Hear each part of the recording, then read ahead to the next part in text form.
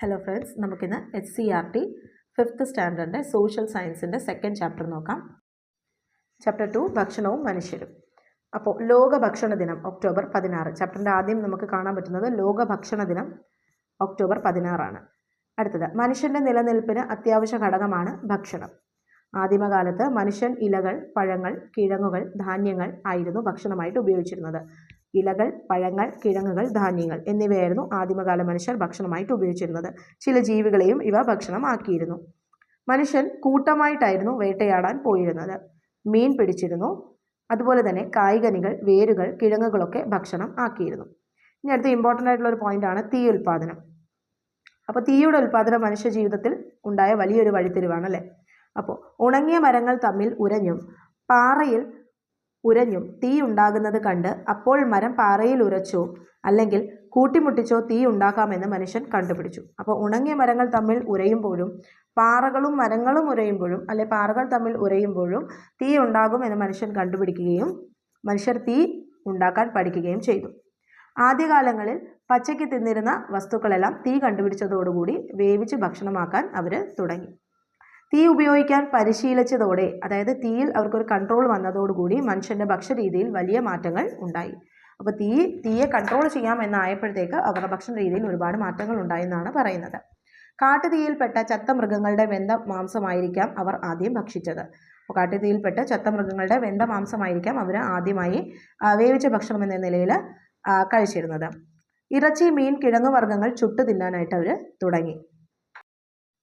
ഇങ്ങനെയാണ് മനുഷ്യൻ ഭക്ഷണം പാചകം ചെയ്ത് തിന്നാൻ തുടങ്ങിയത്. അലഞ്ഞു തിരിഞ്ഞ മനുഷ്യൻ അന്നേക്കുള്ള ഭക്ഷണം മാത്രമാണ് ആദ്യകാലത്ത് നേടിയിരുന്നത്. എന്നാൽ പിന്നീട് ഭക്ഷണ സമ്പാദനവും തുടങ്ങി. ക്രമേണ ഭക്ഷണ ആവശ്യത്തിനും മറ്റും മൃഗങ്ങളെ ഇണക്കി വളർത്താൻ തുടങ്ങി. അപ്പോൾ ഭക്ഷണ ആവശ്യങ്ങൾക്ക് മനുഷ്യൻ മൃഗങ്ങളെ ഇണക്കി വളർത്താൻ തുടങ്ങി. അടുത്തത് ഭക്ഷണ ആവശ്യത്തിന് അവർ ആദ്യം ഇണക്കി വളർത്തിയത് ആട്, ചെമ്മരിയാട് എന്നീ മൃഗങ്ങളായിരുന്നു. വളരെ ഇമ്പോർട്ടൻ്റ് ആണ്. ഭക്ഷണ ആവശ്യത്തിന് മനുഷ്യർ ആദ്യമായിട്ട് ഇണക്കി വളർത്തിയത് ആട്, ചെമ്മരിയാട് എന്നിവയാണ്. അടുത്തത് മനുഷ്യൻ ആദ്യം ഇണക്കി വളർത്തിയതും നായയായിരുന്നു. നായയെ വേട്ടയാടലിനും കാവലിനുമാണ് അവർ ഉപയോഗിച്ചത്. അപ്പോൾ ഇതിൽ ഇമ്പോർട്ടൻ്റ് ആയിട്ടുള്ളൊരു കാര്യമാണ്, ഭക്ഷണ ആവശ്യത്തിന് മനുഷ്യൻ ആദ്യം ഇണക്കി വളർത്തിയത് ആട്, ചെമ്മരിയാട് എന്നിവയായിരുന്നു. മനുഷ്യരോട് ആദ്യം ഇണങ്ങിയത് നായയായിരുന്നു. നായയെ അവർ വേട്ടയാടാനും കാവലിനുമായിട്ടാണ് ഉപയോഗിച്ചത്. കൃഷി വ്യാപകമായതോടുകൂടി മറ്റു മൃഗങ്ങളെയും ഇവർ ഇണക്കി വളർത്താനായിട്ട് തുടങ്ങി. അടുത്തത് വലിച്ചെറിഞ്ഞ ഭക്ഷ്യവസ്തുക്കളിൽ നിന്നും പുതിയ തൈകൾ മുളച്ചു വരുന്നത് കണ്ടായിരിക്കാം അവർക്ക് കൃഷിയെക്കുറിച്ച് ചിന്തിക്കണമെന്ന് തോന്നിയത്. വലിച്ചെറിഞ്ഞ ഭക്ഷ്യവസ്തുക്കളിൽ നിന്നും പുതിയ തൈകൾ മുളച്ചു വരുന്നത് കണ്ടായിരിക്കാം അവർ കൃഷിയെക്കുറിച്ച് ചിന്തിച്ച് തുടങ്ങിയത്. തുടർന്ന് ഭക്ഷ്യയോഗ്യമായ ചെടികളും വേരുകളും വൃക്ഷത്തൈകളും തിരഞ്ഞെടുത്ത് നടാൻ തുടങ്ങി. അപ്പോൾ വലിച്ചെറിഞ്ഞ വസ്തുക്കളിൽ നിന്നുമായിരിക്കാം ആദ്യമായിട്ട് മുളപ്പുണ്ടായത് എന്നവർ കണ്ടുപിടിച്ചു. തുടർന്ന് അവർ ഭക്ഷ്യയോഗ്യമായ ചെടികളെയും വേരുകളെയും വൃക്ഷത്തൈകളെയും തിരഞ്ഞെടുത്ത് നടാൻ തുടങ്ങി.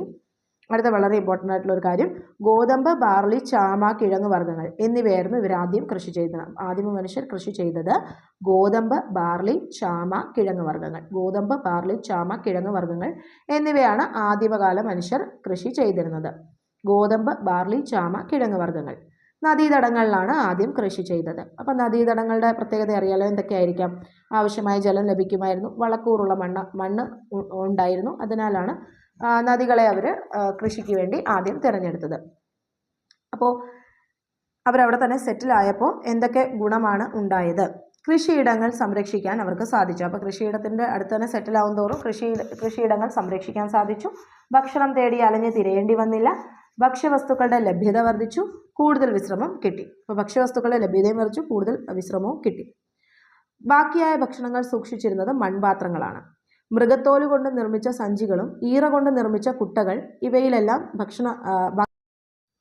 കമ്പ്, കല്ല്, കൊമ്പ്, എല്ല് എന്നിവയായിരുന്നു മനുഷ്യരുടെ ആദ്യകാല കാർഷിക ഉപകരണങ്ങൾ. കമ്പ്, കല്ല്, കൊമ്പ്, എല്ല് എന്നിവയായിരുന്നു മനുഷ്യരുടെ ആദ്യകാല കാർഷിക ഉപകരണങ്ങൾ. ഇവ കൊണ്ട് ഇവർക്ക് മണ്ണിളക്കി വിത്തിടാനായിട്ട് സഹായിച്ചു. മണ്ണ് കുഴച്ച് പാത്രങ്ങൾ ഉണ്ടാക്കി അത് ചുട്ടാൽ ഉറപ്പുള്ളതാകുമെന്ന് അവർ കണ്ടെത്തി. മണ്ണ് കുഴച്ച് പാത്രങ്ങൾ ഉണ്ടാക്കി അത് ചുട്ടാൽ അത് ഉറപ്പുള്ളതാകും എന്നവർ കണ്ടെത്തി. ആഹാരം പാകം ചെയ്യാനും ഭക്ഷണം സൂക്ഷിക്കാനും മൺപാത്രങ്ങൾ ഉപയോഗിച്ചു. പിന്നീട് മൺപാത്രങ്ങൾ നിർമ്മിക്കാനുള്ള ചക്രം കണ്ടുപിടിച്ചതാണ് മനുഷ്യരാശിയിൽ വലിയൊരു നിർണായക പങ്ക് വഹിച്ചത്.